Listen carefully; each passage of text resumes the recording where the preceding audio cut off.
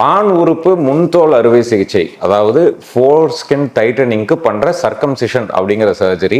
ரொம்ப தவறான கருத்துக்கள் நிறைய இடத்துல இருந்து நம்மளுக்கு இன்புட்ஸ் வரும். அதாவது ஃப்ரெண்ட்ஸு, ஃபேமிலி மெம்பர்ஸு, அப்பா அம்மா, இல்லை ஆஃபீஸில் ஒர்க் பண்ணுறவங்க, ஃபேஸ்புக்கில் வர்ற போஸ்ட்டு, வாட்ஸ்அப்பில் வர்ற இது, நம்ம இதை பற்றி சர்ச் பண்ணோடனே ஆயுர்வேதா, சித்தா, அது மாதிரி பல ஆல்டர்னேட்டிவ் ட்ரீட்மெண்ட் மெத்தட்ஸ், நிறைய விஷயங்கள் நம்ம பார்த்து எல்லா ஐடியாஸையும் உள்வாங்கி அதை பற்றி நிறைய தவறான கருத்துக்கள் தான் நிறைய அதில் மைண்டில் இருக்கும்.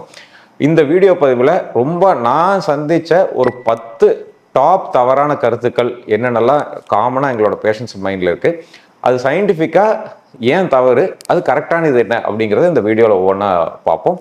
நான் doctor Ashok, Sakthi fertility and Sri Chakra மருத்துவமனை. இந்த வீடியோ பதிவில் ஏதாவது டவுட் இருந்ததுன்னா கண்டிப்பாக என்னுடைய ஸ்ரீ சக்ரா ஹெல்த் கேருங்கிற யூடியூப் சேனலில் போய் ஃபைமோசிஸ் அப்படிங்கிற பிளேலிஸ்ட்டில் இருக்கிற எல்லா வீடியோஸையும் பாருங்கள். ஏதாவது டவுட் இருந்ததுன்னா கமெண்ட் செக்ஷனில் கேள்வியெல்லாம் கேளுங்க, தொடர்ந்து அதை பற்றி பேசுவோம். ஸோ ஃபைமோசிஸ், ஃபோர் ஸ்கின் டைட்டனிங்னா என்ன அப்படின்னு முதல்ல தெரிஞ்சுக்கணும். அதாவது ஆண் உறுப்பில் நம்ம முன்னாடி கிளான்ஸ் பீனிஸ்ன்னு சொல்லி ஹைலி சென்சிட்டிவான ஒரு போர்ஷன் இருக்கும். அந்த போர்ஷன் வந்து வெளியே எக்ஸ்போஸ் ஆகாமல் இருக்கிறதுக்கு தான் முன்னாடி வந்து முன்தோல், ஃபோர் ஸ்கின்னு சொல்லி முன்தோல் வந்து கவர் ஆகிருக்கும். இது வந்து நம்ம யூரின் போகும்போதோ கான்டாக்டில் இருக்கும்போதோ அந்த தோல் வந்து பின்னாடி இழுத்துக்கலாம், மிச்ச டைம் முன்னாடி வந்து கவர் ஆகிக்கிறதுக்காக இறைவன் அப்படி படைச்சிருக்கிறாங்க. இதில் நம்ம ஏதோ ஒரு சூழ்நிலையில் அந்த முன்தோல் வந்து ரொம்ப சுருங்கி பின்னாடி இழுக்க முடியாமல் ஒரு சூழ்நிலை ஆயிடுச்சு அப்படின்னா அந்த சுச்சுவேஷன் தான் வந்து ஃபோர் ஸ்கின் டைட்டனிங்காக முன்தோல் சுருக்கம் ஆர் ஃபைமோசிஸ் அப்படின்னு சொல்கிறதுங்க. இதுக்கு என்ன ட்ரீட்மெண்ட் இருக்குது அப்படின்னா, இதுக்கு பெஸ்ட் ட்ரீட்மெண்ட் வந்து சர்க்கம்சிஷன், அதாவது முன்தோல் அறுவை சிகிச்சை தான் இதுக்கான பெஸ்ட் ட்ரீட்மெண்ட். இதில் வந்து எது இருக்கிறதுலேயே பெஸ்ட் ட்ரீட்மெண்ட் டாக்டர் அப்படின்னா, பல்வேறு வகையான சர்க்கம்சிஷன் சர்ஜரிஸ் நம்மளுடைய சேனல் டிஸ்கஸ் பண்ணியிருக்கிறோம். அதில் ஓப்பன் இருக்குது, லேசர் இருக்குது, ஸ்டேப்லர் இருக்குது. இந்த மாதிரி இதில் ரொம்ப அதிநவீனமானது இப்போதைக்கு இருக்கிற ஸ்டேப்லர் அறுவை சிகிச்சை. ஸ்டேப்லர் வந்து யூஸ்வலாக ஒரு லெஸ் தென் 30 செகண்ட்ஸ் தான் அது ஆகும். ஃபாஸ்டஸ்ட் சர்ஜரி, ஸ்கார் பெருசாக இருக்காது, இம்மீடியட்டாக ஒர்க் ரிட்டர்ன் ஆகல, எல்லாமே நம்மளுடைய சேனலில் நம்ம டிஸ்கஸ் பண்ணியிருக்கிறோம். ஸோ இப்போ நம்ம பாயிண்ட்டுக்கு வருவோம். First important myth about circumcision surgery பயங்கர பெயின்ஃபுல் அப்படின்னு நினைக்கிறது தான். எந்த சர்ஜரி அப்படின்னு ஒரு காதில் யாருக்காச்சும் விழுந்தாலும் அது இம்மீடியட்டாக நம்ம மைண்டில் வர்றது, ஐயோ அது வலிக்குமே, அதுவும் உறுப்பில் பண்ணோம்னா இன்னும் வலி தாங்க முடியாமல் இருக்குமே அப்படிங்கிறது தான். எல்லா சர்ஜரிஸ் மாதிரியுமே இதுக்கும் வந்து ரீஜனல் அனஸ்தீஷியா, அங்கே மட்டும் சின்ன ஊசிகள் மூலியமாக ஒரு இன்ஜெக்ஷன் போட்டோம்னா வித்தின் 10 என்றதுக்குள்ளார அது பார்ட் வந்து மறத்துரும். 2-3 ஹவர்ஸ்க்கு வந்து மறத்துருக்கும். இந்த ப்ரொசீஜர் வந்து ஒரு 5 to 10 மினிட்ஸ் தான் மேக்ஸிமம் டைமே எடுத்துக்கும். அதனால அந்த ப்ரொசீஜர் வந்து ரொம்ப பெயின் ஃப்ரீயாக இருக்கும். அதுக்கப்புறமும் வந்து அந்த 2-3 ஹவர்ஸ்க்கு அனஸ்தீஷியா இருக்கிறனால பெயின் ஃப்ரீயாக இருக்கும். அதுக்கு முன்னாடி நம்ம எடுத்துக்கிற பெயின் கில்லர்ஸ், ஆன்டிபயோட்டிக்ஸ் இதனால மறுபடியும் சுத்தமாகவே பெயின்லெஸ் ப்ரொசீஜராக தான் இது கம்ப்ளீட் ரிகவரியுமே இருக்குங்க. Myth number 2 about circumcision surgery வந்து ரொம்ப டைம் எடுத்துக்கும் பண்ணுறதுக்கு அப்படிங்கிறதுங்க. யூஸ்வலாக சர்க்கம்சிஷன் வந்து 5 to 10 மினிட்ஸ் ப்ரொசீஜர் தான். இது வந்து ஒரு ஓபி ப்ரொசீஜர். இதில் வந்து மெயினாக ஓப்பன் சர்க்கம்சிஷன் வந்து கண்டிப்பாக ஒரு 5 to 10 மினிட்ஸ் தான் டைம் எடுக்கும். அதுலேயே லேசரில் பண்ணாங்கன்னா ஒரு 2 to 3 மினிட்ஸ் தான் ஆகும். இதில் ஸ்டேப்லர் சர்க்கம்சிஷன்ங்கிறது லெஸ் தென் 1 மினிட் ப்ரொசீஜர். அதாவது ஸ்டேப்லரில் வந்து எல்லாமே, அதாவது கட் பண்ணுறதாகட்டும், ஜாயின் பண்ணுறது, பிளட் வெசல் வந்து ப்ளீடிங் ஆகாமல் சீல் பண்ணுறது, எல்லாமே ரெடிமேட் ஒரு ஸ்டேப்லரில் ZSR ஸ்டேப்லருங்கள அது இன்பில்ட்டாக வரும். ஒரு ஃபயரிங்கில் கம்ப்ளீட் ஒரு ப்ரொசீஜர் இம்மீடியட்டாக முடிஞ்சிடும். லெஸ் தென் 30 செகண்ட்ஸ் தான் இந்த ப்ரொசீஜரே எடுத்துக்கும். மித் நம்பர் 3 அபவுட் சர்க்கம்சிஷன் வந்து சர்க்கம்சிஷனில் ஹாஸ்பிட்டலில் கண்டிப்பாக அட்மிஷன் ஆகணும் அப்படிங்கிறது தான். இது வந்து day care surgery, OP procedure. ஒரு 5 to 10 மினிட்ஸ் தான் மொத்தமாகவே ஒரு ப்ரொசீஜர் டைம் ஆகிறதுனால கண்டிப்பாக அட்மிஷன் தேவை இருக்காது. சில பேர் வந்து அட்மிஷன் இருக்கணும், எனக்கு ஒரு மாதிரி இருக்குது அப்படின்னு இருக்கிறவங்க அவங்களுடைய விருப்பத்தின் பேரில் இருந்துக்கலாம். இல்லைன்னா இன்சூரன்ஸ் பேஷண்ட்ஸ் வந்து இன்சூர்டாக இருந்தால் 1 டே இருந்தால் தான் அட்மிஷன் கொடுப்பாங்க அப்படிங்கிற சூழ்நிலையிலையும் அட்மிஷனில் இருந்துக்கலாம். மிச்சப்படி ஈவன் லாங் டிஸ்டன்ஸ்லேருந்து வர்றவங்க, ட்ராவல் பண்ணுறவங்க, அப்ராட் போகணும்னு நினைக்கிறவங்க யாருக்குமே கண்டிப்பாக அட்மிஷன் வேண்டியதில்லை. லெஸ் தென் 5 to 10 மினிட்ஸில் இந்த சர்ஜரி வந்து முடிச்சுட்டு நம்ம கிளம்பிக்கலாம். மித் நம்பர் 4 அபவுட் சர்க்கம்சிஷன் வந்து ரிக்கவரி டைம் வந்து ரொம்ப டைம் எடுக்குமா, ஏன்னா நான் கல்யாணம் பண்ண போகிறேங்க, இன்னொரு 1 மந்த் தான் டைம் இருக்குது, அப்ராடு போகணும், இந்த மாதிரி நிறைய விஷயங்கள் இருக்கிறவங்களுக்கு ரிக்கவரி டைம் பற்றி ரொம்ப யோசிப்பாங்க. யூஸ்வலாக ஸ்டேப்லர் சர்க்கம்சிஷனில் வந்து ரிக்கவரி டைம் அப்படிங்கிறதே கிடையாதுங்க. அன்னைக்கு பண்ணியாச்சுன்னா அடுத்த நாள் காலையில் அது ஆல்மோஸ்ட் ரிக்கவர்டு ஸ்டேட் தான். அதுக்கு ட்ரெஸ்ஸிங் தேவையில்லை, வூண்ட் கேர் தேவையில்லை. இம்மீடியட்டாக ஸ்டேப்லர்ஸ் உழுகிறதுக்கு ஒரு மேக்ஸிமம் ஒரு 5 days ஆகும். அது கம்ப்ளீட்டாக ஹீல் ஆயிரும். ஸ்கார் ஃபார்மேஷன்லாம் பெருசாக இருக்காது. அதனால ரிக்கவரி டைம் அப்படிங்கிறது ஆல்மோஸ்ட் 0. மிச்ச சர்ஜரிஸ் அப்படிங்கிறது மாதிரியான ஒரு ப்ரொசீஜர் சர்க்கம்சிஷன் கிடையாதுங்க. குறிப்பாக ஸ்டேப்லரில் பண்ணிக்கும் போது ரிக்கவரி டைம் நம்ம அதை பற்றி டிஸ்கஸ் பண்ணாத அளவுக்கு இது வந்து ஒரு ஃபாஸ்டஸ்ட் ரிக்கவரியாக இருக்கும். மித் நம்பர் 5 அபவுட் சர்க்கம்சிஷன் பண்ணிக்கிட்டா என்னுடைய செக்ஷுவல் லைஃபே பாதிப்படைஞ்சிடும் அப்படிங்கிறது. யூஸ்வலாக இந்த ஹைலி சென்சிட்டிவ் ஏரியா கிளான்ஸ் பீனிஸை வந்து ஃபோர்ஸ்கின் டைட்டாக க்ளோஸ் பண்ணிட்டு இருக்கும். அதில் வந்து நம்ம முன்தோல் சுருக்கத்தினால ப்ராப்பரான செக்ஷுவல் ஆக்டிவிட்டியில் ஈடுபடவே முடியாது. ஏன்னா பெயின் ஆக ஆரம்பிச்சிடும், இன்ஃபெக்ஷன் ஆகும், சீல் வடியும், ஸ்மெல் வரும் எல்லாமே. ஸோ ஒன்ஸ் சர்க்கம்சிஷன் பண்ணிக்கிட்டா செக்ஷுவல் லைஃப் வந்து இன்னும் இம்ப்ரூவ் தான் ஆகும்.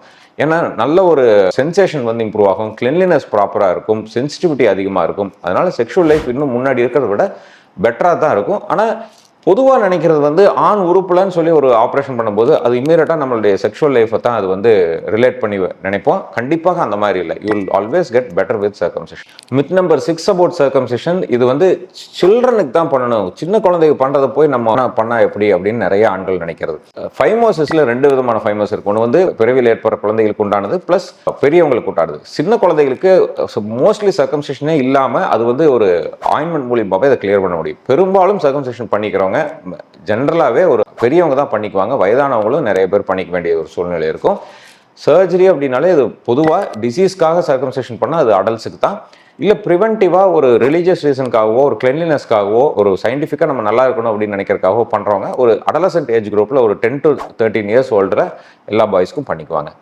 மித் நம்பர் 7 அபவுட் சர்க்கம்சிஷன் பண்ணிக்கிட்டா என்ன ஆண் மலட்டுத்தன்மை ஆயிடுவோம், இன்ஃபர்டிலிட்டி ஆயிடுவோம் அப்படிங்கிறதுங்க. யூஸ்வலாக circumcision is nothing to do with என்ன ரீசன் அப்படின்னா பீனிஸோட ஷாஃப்ட்லேயோ கிளான்ஸ்லேயோ இந்த சர்ஜரி பண்ணுறது கிடையாது. டெஸ்டிஸ்க்கும் அதுக்கும் சம்மந்தம் கிடையாது.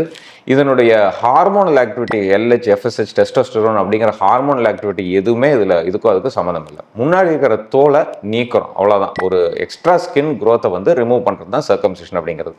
அதனால இன்ஃபர்டிலிட்டிங்கிற பயம் வேண்டாம். எதனால் பயம் ஏற்படுது அப்படின்னா ஆண் உறுப்பில் ஒரு முக்கியமான பகுதினே நம்ம மைண்டில் அதை செலுத்தி வச்சிருக்கிறதுனால அங்கே ஏதாவது ஒரு ஆப்ரேஷன் பண்ணால் உடனடியாக உயிர் நாடியில் வந்து நம்மளுடைய ப்ராப்ளம் ஏற்படும் அப்படிங்கிறத சைக்கலாஜிக்கலாக அந்த ஃபியர் இருக்கிறதுனால தான் நம்ம அந்த மாதிரியான ஒரு மித் இருக்குது. கண்டிப்பாக அந்த மாதிரி கிடையாது. மித் நம்பர் 8 அபவுட் சர்க்கம்சிஷன் பண்ணிக்கிட்டா ரொம்ப அசிங்கமான தழும்பு ஏற்படும் அப்படிங்கிறது. யூஸ்வலாகவே மிச்ச உறுப்புகளில் தான் வந்து தழும்பு ஏற்படும். ஆண் உறுப்பில் இருக்கிற தோள்களுக்கு வந்து ஒரு இன்பில்ட்டாகவே ஸ்காரே ஃபார்ம் ஆகாத அளவுக்கான தோல் தன்மை தான் அதில் இருக்கிறது. அதனால் சர்க்கம்சிஷன் பண்ணும்பொழுது ஈவன் ஓப்பன்லி ஆகட்டும், லேசர்லி ஆகட்டும், ஸ்டேப்லர்லி ஆகட்டும் செஞ்சு முடிச்சதுக்கப்புறம் தழும்புங்கிறது 0ல் இருக்கும். அந்த தழும்பு மிச்ச இடத்துல ஆகிற மாதிரி தடிமன் ஆகிறதோ ஒரு மாதிரி பேக்கிஷ் கலரேஷன் ஆகிறதோ இந்த மாதிரி இதெல்லாம் எதுவுமே இருக்காது. மோர் தென் தட் இது ஆல்மோஸ்ட் ஒரு காஸ்மெட்டிக் சர்ஜரி மாதிரி ஒரு கருதுற அளவுக்கான அதிநவீன டெக்னாலஜி தான் ஸ்டேப்லர் சர்க்கம்சிஷனுங்கிறதுங்க.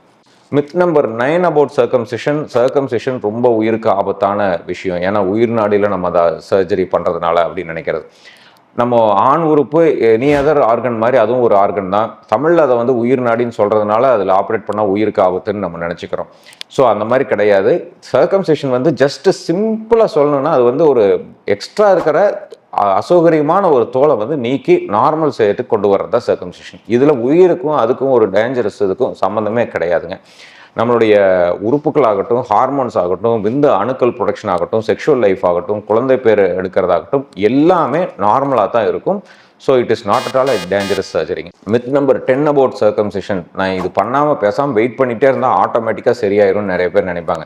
கொஞ்சம் புண்ணாச்சு, நான் ஆயின்மெண்ட் போட்டேன், உப்ப நல்லா இருக்குங்க அப்படின்னே நிறைய பேர் இந்த சர்ஜரி அவாய்ட் பண்ணிட்டு போயிடுவாங்க.